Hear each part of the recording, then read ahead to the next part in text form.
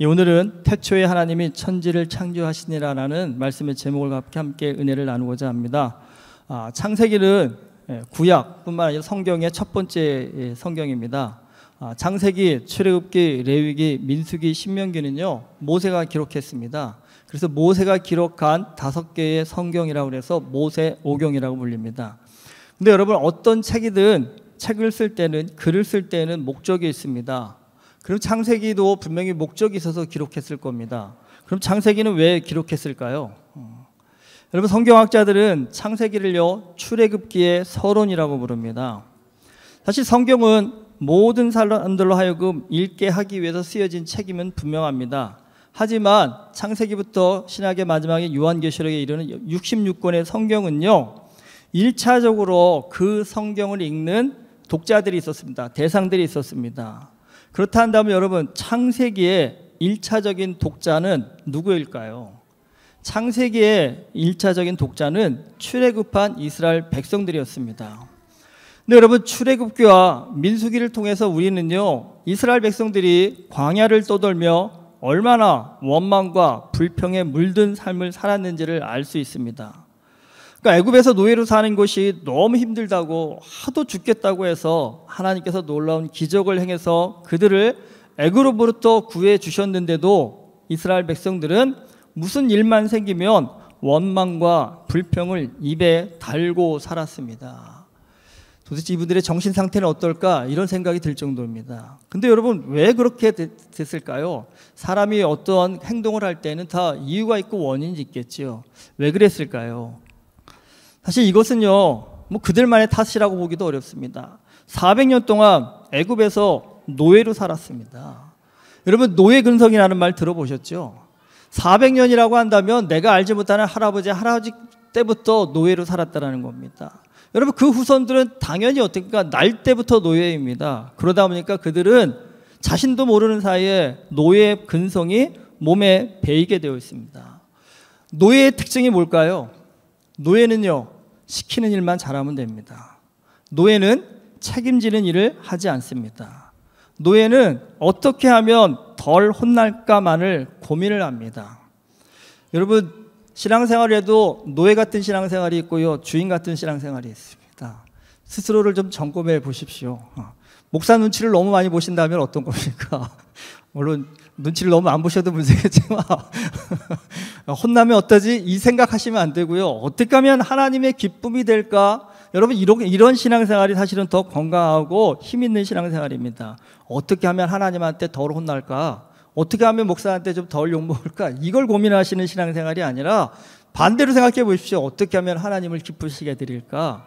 여러분, 이것은 어떠한 생각에서 가능할까요? 좀 창의적이고 도전적인 사람이 이런 일이 가능한 겁니다. 그런데 여러분, 맨날 눈치만 보고 어떻게 하면 좀 더 덜 일하고 어떻게 하면 좀 더 덜 욕먹을까, 이런 것만 고민하고 살다 보면 이런 사람의 특징은요 책임을 지려고 하지 않습니다. 여러분, 책임을 지려고 하지 않는 것, 그게 꼭 나쁜 겁니까? 라고 생각할 수 있겠지만, 여러분, 책임지지 않고 살다 보면 사람은 자신도 모르게 어떠한 나쁜 습관이 몸에 배냐면요 남 탓만 하는 그런 삶을 살게 됩니다. 그러니까 하다못해 여러분 학교 다닐 때 반장이라도 해본 사람은 다르답니다. 왜요? 반장은 그래도 책임감을 갖고 뭔가를 해야 되기 때문입니다. 힘든 일을 만났을 때 여러분, 이 일을 잘 해결해서 내 능력을 좀 키우는 기회로 삼아야겠다라는 이러한 생각을 갖는 사람과, 힘든 일을 만날 때마다 누구 때문에, 뭐 때문에 왜 나만 이렇게 힘들어야 해? 라고 불평하는 사람의 인생은요 여러분, 큰 차이가 날 수밖에 없습니다. 광야를 떠돌던 이스라엘 백성들의 이 노예 근성 때문에 여러분, 누가 제일 힘들었겠을까요? 모세가 제일 힘들었습니다. 무슨 일만 터지면요 모세에게 달려가 가지고 죽일 듯이 따집니다. 그때마다 모세는요 하나님께 엎드려 이 백성을 불쌍히 여겨달라며 하나님의 도우심을 구합니다. 이 노예 근성이 참 이렇다라는 거 다 이해는 되는데, 문제는요 이 노예 근성이 좀 바뀌어야 될 거 아니에요. 이걸 좀 변화시켜야 될 거 아니에요. 여러분, 생각해 보십시오. 여러분이 모세라고 한다면 도대체 일만 생기면 이렇게 와서 원망과 불평을 늘어놓는 이 인간들 어떻게 변화시킬까? 한 번쯤은 좀 고민해 보지 않았을까요? 생각이 좀 들지 않았을까요? 여러분이 모세라고 한다면 노예 근성에 물든 이스라엘 백성들 어떻게 바꾸실 수 있을까요? 이거 하실 수 있으면 정말 저는 추천합니다. 목회 꼭 하십시오. 여러분들 목회하셔야 됩니다. 사람을 바꿀 수 있다 한다면요. 사람의 마인드를 변화시킬 수 있다면 그것만큼 탁월한 능력이 어디 있겠습니까? 여러분 불편하니까 힘드니까 와서 뭐 불평하고 원망하겠지요. 그러니까 우리 생각에는요. 저도 어릴 적에는 성경을 보면서 그러거든요. 아, 배고프기 전에 좀 만나 좀 주시고 좀 홍해도 가서 애굽이 쫓아오기 전에 그냥 딱 갈라놓고 건너가라고 하셨으면 불평 원망 안 했을 텐데 왜 하나님은 꼭 다 아주 목에 물이 찰 정도로 고생시킨 다음에 모든 걸 주셨단 말이에요. 왜 그랬을까? 그 생각을 참 많이 했습니다. 좀 알아서 미리미리 해주시면 안 될까? 그냥 모든 걸 쭉쭉쭉 펼쳐주셔서 고속도로를 달려가듯이 그들의 인생을 쭉쭉쭉 달려갔으면 그들이 불평했을까? 원망했을까? 근데 여러분 좀 제가 나이가 들어서 생각해 보니까 이건요. 철없는 생각이더라고요. 여러분 정말 원하는 대로 바라는 대로 모든 환경을 완벽하게 만들어주면 사람이 바뀔까요? 여러분 특히 자녀를 키울 때 부모들이 항상 한 곳에 미안한 마음이 있죠. 남들처럼 못해줬다. 근데 여러분 들어보니까 교육학자들이 그 마음이 자녀를 망치게 만든답니다. 세상에 다 해주는 부모가 어디 있겠습니까? 그렇죠? 다 부족하게 해줄 수밖에 없습니다. 근데 그 부족함은 뭘로요? 사랑으로 채우면 된다는 겁니다. 그 부족함을 돈으로 채우려는 부모가 제일 무지한 거랍니다. 그 부족함을 갖다가 물질로 채우고 환경으로 채워주려고 하면 그 자녀는 망가진답니다. 그러니까 여러분 너무 풍족하게 키우지 말라 합니다. 오히려 좀 부족한 걸 알고 잘할 수 있게 해주는 게 부모한테 나중에 자녀한테 효도받는 길이라고 합니다. 근데 실제로 그렇더라고요. 여러분 부잣집에서 효자 안 나온다잖아요. 어디서 나와요? 가난한 집에서 효자 나온다고 하지 않습니까? 그래서 저도 그런 거 많이 들어봤습니다. 부잣집에서 자랐음에도 불구하고 부모를 향해서 엄마 아빠가 나한테 해준 게 뭐냐라고 이렇게 말하는 친구들을 많이 봤습니다. 그런데 가난하게 자랐음에도 불구하고 부모를 불쌍히 여기고 궁일이 여기고 오히려 부모를 섬기는 일에 애쓰는 친구들을 또한 많이 봤습니다. 여러분 다 해주면 잘할 것 같지요? 성경은 우리에게 분명히 얘기해 줍니다. 다 해주면 오히려요 버릇만 나빠집니다. 태도가 더 나빠지게 되어 있습니다. 여러분 이스라엘 백성들이 광야에서 당연히 불편하겠죠. 당연히 힘들겠지요. 그런데 그 불편과 힘듦을 하나님은 그냥 지켜보고 계셨습니다. 그것은 그들을 훈련하기 위함이었다라는 겁니다. 뭘 훈련하기 위함일까요? 여러분 어려워봐야 힘들어봐야 고난을 겪어봐야 사람이요 마인드가 바뀐다라는 겁니다. 편하고 좋은 환경에서 사람이 마인드가 바뀌나요? 생각이 바뀌나요? 절대 그렇지 않습니다. 사람의 마인드를 바꾼다는 일, 이것만큼 힘든 일이 어디 있겠습니까? 이거 굉장히 어려운 일입니다. 여러분 우리는 흔히 그렇게 생각하잖아요. 내 눈앞에서 홍해가 갈라지고 하늘에서 만나가 떨어지는 그 기적을 본다면 나는 바뀔 거야. 나는 변화될 거야. 그런 생각들 흔히 하시는데 여러분 그렇게 생각하고 계신 것 자체가 틀린 마인드입니다. 기적을 봐야 바뀐다고 하면 그 사람은 바뀔 사람이 아닙니다. 여러분 기적을 보아 바뀌는 것이 아니라 생각이 바뀌어야 됩니다. 삶의 품은 뜻이 바뀌어야 인생이 바뀔 수 있다는 겁니다. 여러분 사람이 다 누구나 행동을 합니다. 그 행동은 어디서 나올까요? 우리의 생각에서 나오는 겁니다. 근데 그 생각은 또 어디에서 나올까요? 우리 내면의 깊은 마인드에서 나옵니다. 그 생각의 깊은 핵심은 뭘까요? 존재감입니다. 존재감. 여러분 내가 내 스스로를 존귀하게 여긴다고 한다면 그런 사람은요 막 행동하지 않습니다. 그런데 나는 존귀하지 않다라고 생각하는 사람은 어떻게 할까요? 막 행동할 수밖에 없습니다. 이스라엘 백성들의 문제는 뭐냐면 노예로서 평생을 살다 보니까 자신을 존귀한 존재로 볼 수 있는 눈이 없었다라는 겁니다. 존귀한 건 둘째치고 자신을 쓰레기 같은 인간으로 그렇게 스스로를 취급해버렸다는 겁니다. 여러분 이런 노예 근성에 물들어 있는 이스라엘 백성들에게는 삶의 형편을 바꿔주는 것이 아니라 제일 중요한 게 뭐냐면 네가 누구인지를 알라라는 겁니다. 너 자신이 누구인지를 좀 제대로 알아보라는 겁니다. 그러니까 창세기는 그 노예 근성에 물들어 있는 이스라엘 백성들에게 너희가 누군지 아냐? 그것을 설명하기 위해서 기록된 책이 창세기라는 겁니다. 이스라엘 백성들은 자신들이요 지금 어쩌다가 애굽에 내려와서 살게 되었는지조차도 모르고 있었습니다. 그러니까 그들이 왜 애굽에 가게 됐는지 설명하려면 누가 나와야 할까요? 요셉이 나와야 합니다. 그럼 또 질문이 나오겠죠. 요셉은 또 어쩌다가 애굽에 갔지? 그 설명하려면 야곱이 나와야 됩니다. 근데 야곱은 어떤 사람이야? 그 설명을 하려면 또 이삭이 나와야 되고요. 이삭을 설명하려면 또 아브라함이 나와야 됩니다. 그런데 성경은 아브라함을 믿음의 조상이라고 합니다. 당연히 질문이 나오겠죠. 그럼 아브라함은 어떻게 믿음의 조상이 되었을까? 여러분 이걸 설명하다 보니까요. 하나님께서 천지를 창조하신 이후에 인간들이 어떻게 죄악을 범했고 어떻게 심판을 받았고 그 심판 가운데서도 인간들이 또다시 하나님 앞에 신실하지 못한 삶을 살았는지 이걸 창세기 1장부터 11장까지 설명하다 보니까 아브라함이라는 사람이 자연스럽게 설명이 된 겁니다. 결국 창세기를 통해서 이스라엘 백성들은 너희는 원래부터 노예로 태어난 존재가 아니라 하나님께서 좀 특별한 목적과 뜻을 가지고 지금 이 애굽이라는 땅에서 400년 동안 살게 하셨다라는 겁니다. 하나님의 목적과 섭리가 있어서 지금 너희가 여기에 와 있다라는 겁니다. 그러니까 지금 현실이 좀 어렵지만 하나님의 목적과 뜻은 굉장히 크다라는 겁니다. 원대하다라는 겁니다. 그러니까 너희는요, 이 하나님의 크신 뜻과 원대함을 이룰 수 있는 믿음의 사명자라는 겁니다. 그러니까 너희가 어떤 존재인지를 좀 다시 알라라는 겁니다. 창세기는 태초에 하나님이 천지를 창조하시니라고 시작합니다. 여러분 이 말씀은 사실 엄청난 의미를 담고 있습니다. 그리고 굉장히 철학적인 질문을 담고 있습니다. 뭐 이 말씀의 질문을 던지기 시작하면 끝도 없습니다. 여러분 태초는 언제일까요? 또 하나님이 천지를 창조했다는데 그러면 하나님은 어떤 분이실까? 그리고 천지라고 하지만 그러면 천지의 범위는 도대체 어떻게 될까?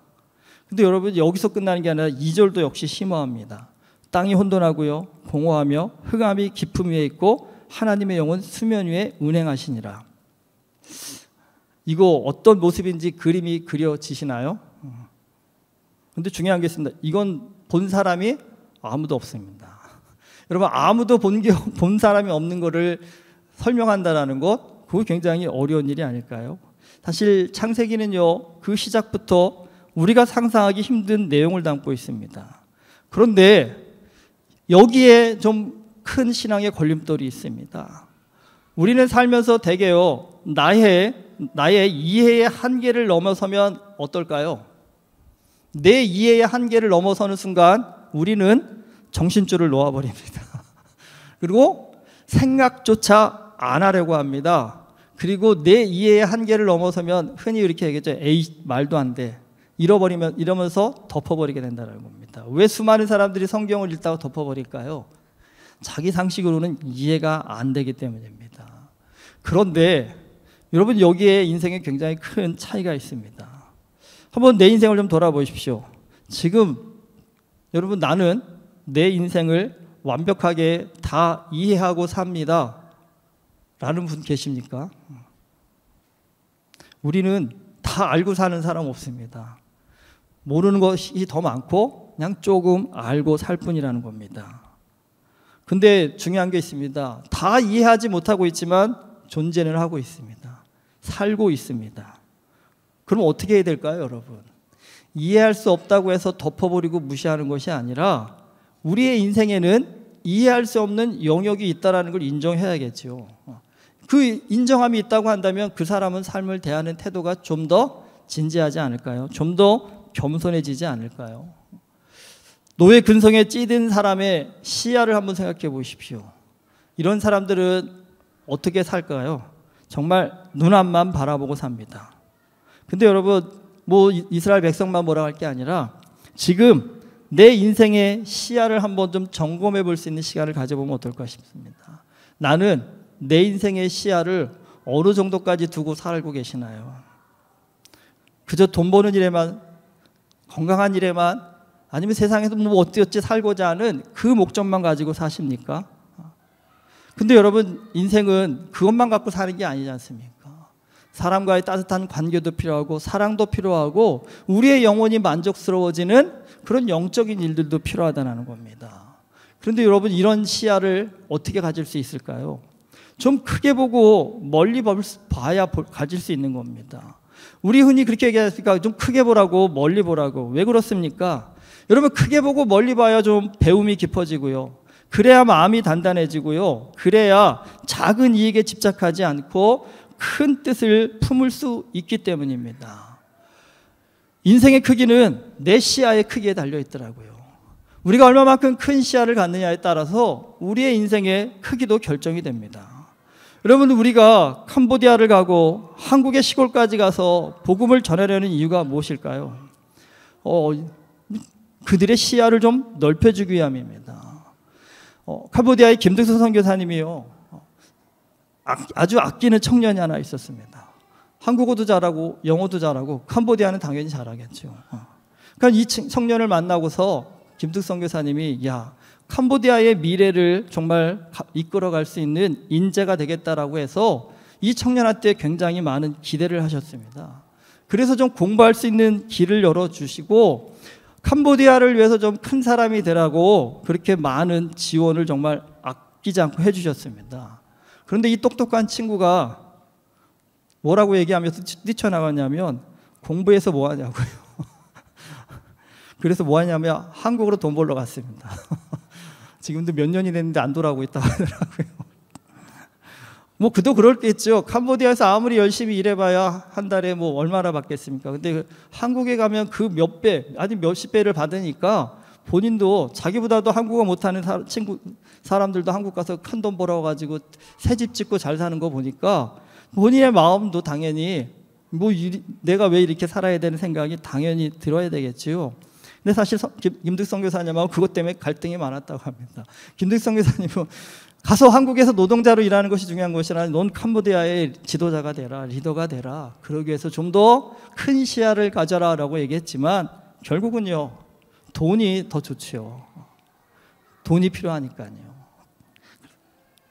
그런데 참 아이러니하게도 이 친구가요, 한국에 가서 좀 변화가 되었습니다. 캄보디아에서는 그렇게 캄보디아를 이끄는 지도자가 되라고 말해 귀등으로 듣지도 않더니 한국 가더니 놀란 겁니다. 그러니까 분명히 본인도 들었죠. 한국이 가난한 나라였는데 이렇게 잘 사는 나라가 되었다는 겁니다. 그러니까 본인도 생각이 있으니까 고민한 겁니다. 어떻게 한국이 이렇게 잘 사는 나라가 될 수 있었을까? 근데 뭐 본인 눈에 들어온 게 있답니다. 한국 사람들이 교육열이 엄청나다는 겁니다. 배우고자 하는 열정이 너무 뛰어나다는 겁니다. 가만히 보니까 일반 한국 사람들의 생각의 수준과 캄보디아 사람들의 생각의 수준을 비교해 보니까 캄보디아가 왜 못 사는지를 알겠답니다.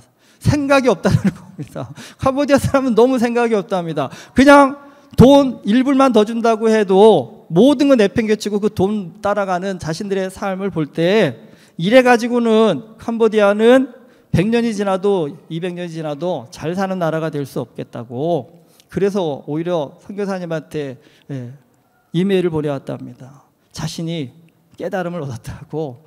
이제 캄보디아에 돌아가면 청년들을 일깨우는 그 사역에 자신의 삶을 좀 헌신하겠노라고 그렇게 고백을 했답니다. 여러분, 내가 아는 세상만 바라보고 사는 것이 아니라 내가 모르는 세상이 있음을 알고요, 그 크고 넓은 세상을 배우려는 태도를 가져야 우리는 정말 발전하는 인생을 살 수 있습니다. 창세기 1장은 한 절을 읽고 그 다음 절로 넘어가기가 쉽지 않습니다. 좀 오늘부터 목장별로 좀 말씀 묵상 나눔을 하자고 말씀을 드렸는데, 여러분 꼭 너무 구애받지 마시고 목장끼리 모여야 된다는 생각하지 마시고 식사하시면서도 한번 좀 오늘 좀 설교 들으신 내용 중에 생각나는 게 있다면 한번 좀 나눠보시면 어떠실까요? 태초가 언제인가? 그리고 또 한 가지 질문이죠. 여러분, 태초는 우리 천지가 창조된 시간에, 우리가 알 수 있는 시간의 시작입니다. 그럼 태초 이전의 시간은 어떻게 존재했을까요? 천지를 창조하셨다고 하는데 이 천지라는 것은 지구만을 의미하는 것일까요? 아니면 우리가 알 수 없는 이 광활한 우주라는 개념을 갖고 계실까요? 또 3절에 보면 빛을 창조하셨다고 합니다. 여러분 빛을 창조하셨다니까 언뜻 들으면 우리가 태양을 만드셨나 생각할 수 있는데, 근데 창세기 14절에 보면요, 태양과 달은요 하나님께서 넷째 날에 만드십니다.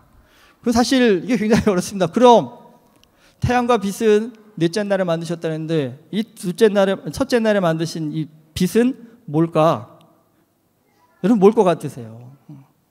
또 6절에 보면 궁창이라는 단어가 나옵니다. 사실 이게 굉장히 생소한 단어입니다. 그런데 더 놀라운 건 하나님께서 이 세상의 모든 물을 궁창 위의 물과 궁창 아래의 물로 나누셨다고 했습니다. 그러니까 엄밀히 말하면 하늘에요 지구를 둘러싸고 있는 엄청난 물이 있었다라는 겁니다. 생각해 보세요. 정말 바다 같은 물을 우리가 머리에 이고 살았다는 얘기인데 여러분 그게 가능할까요? 그러면 이게 도대체 어떻게 된 상황일까요? 그나마 여러분 셋째 날에는요 땅과 바다를 만드시고 온갖 채소와 나무를 만드셨다는 내용, 그게 우리한테는 이해하기가 쉽습니다. 사실 오늘 그래도 우리는 지구라는 개념 밖을 넘어서 우주라는 개념도 압니다. 여러분 은하계에 태양과 같은 행성이 40개가 넘는답니다. 그러니까 우리는 지금 과학의 발전으로 인해서 그 정도의 지식은 갖고 있습니다. 그런데 여러분 이 창세기의 1차적인 독자인 애굽에서 400년간 노예로 살던 이스라엘 백성들의 이 교육 수준이라는 것은 오늘 우리가 비교해 봤을 때 정말 높지 못했을 겁니다. 뭐 거의 18세기, 19세기에 이르기까지 사람들은 세상의 땅끝은 스페인이라고 알고 살았던 그런 시대였습니다. 대항해의 시대가 열리기 전까지는요. 그렇다 친다면 여러분 이 애굽에서 나온 이 이스라엘 백성들에게 사실 이 창세기 1장의 말씀은요, 저라도 그랬을 것 같습니다. 아니 오늘 하루도 먹고 살기 바빠 죽겠는데 뭘 그것까지 내가 생각을 하냐, 그건 나한테 너무 벅찹니다, 버겁습니다, 그리고 쓸데없는 생각입니다라고, 이건 나와는 전혀 상관없는 딴 세상의 이야기입니다라고 그렇게 따질 수도 있을 겁니다. 그런데 여러분 오늘 나에게 이 창세기의 내용은 어떤 이야기로 들리십니까? 내 인생의 의미를 깨닫기 위해서 꼭 필요한 이야기로 들리십니까? 아니면 나와는 전혀 상관없는 딴 세상의 이야기로 들리시나요? 왜 창세기의 이 말씀을 우리가 들어야 하고 배워야 하고 알아야 될까요? 여러분 사람이요 보이는 것만 믿고 내가 이해할 수 있는 것만 믿고 살게 되면 그 사람은 평생을 노예처럼 살 수밖에 없습니다. 창세기는 노예 근성에 물든 이스라엘 백성들에게 더 큰 세상이 있다는 것을 알려줍니다. 너희의 존재가 너희가 생각하는 것보다 더 크다라는 것을 알려줍니다. 창세기를 깊이 묵상할수록 우리는요 우리의 존재 가치가 얼마나 큰지를 알게 됩니다.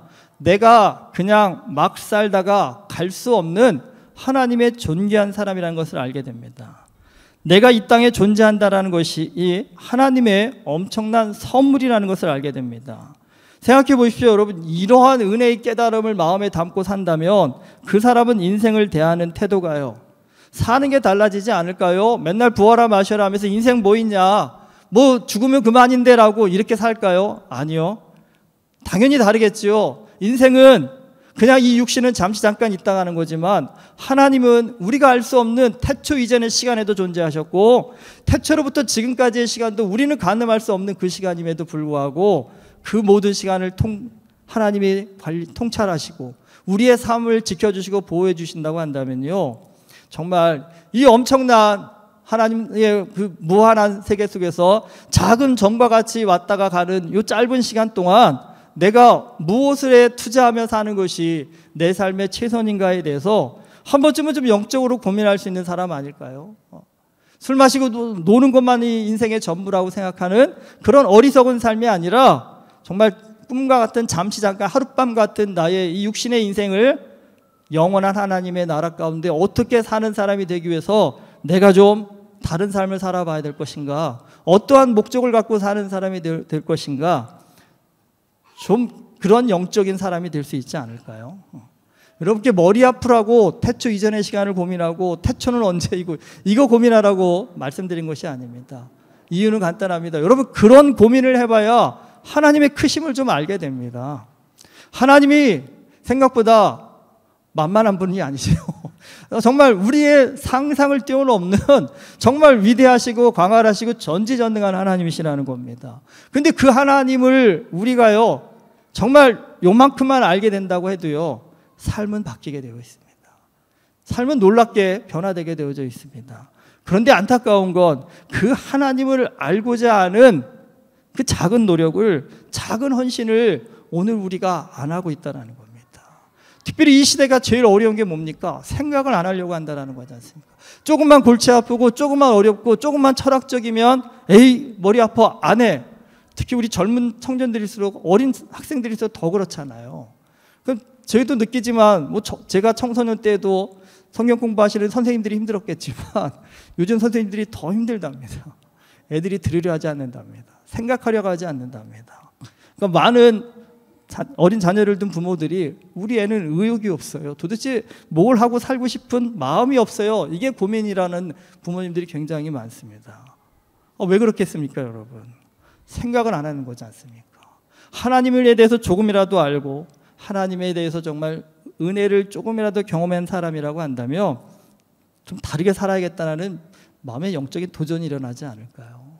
여러분 진짜 저도 개인적인 간증이지만 하나님을 만나고 나서 인생을 태하는 태도가 달라졌고, 여러분 좀 어떻게든지 하나님 앞에서 더 열심히 최선을 다해 살고자 하는 삶의 의욕이 더 일어나더라고요. 창세기를 통해서 좀 삶의 의욕이 없으신 분들에게 삶의 의욕이 생길 수 있기를 주님의 이름으로 축복합니다.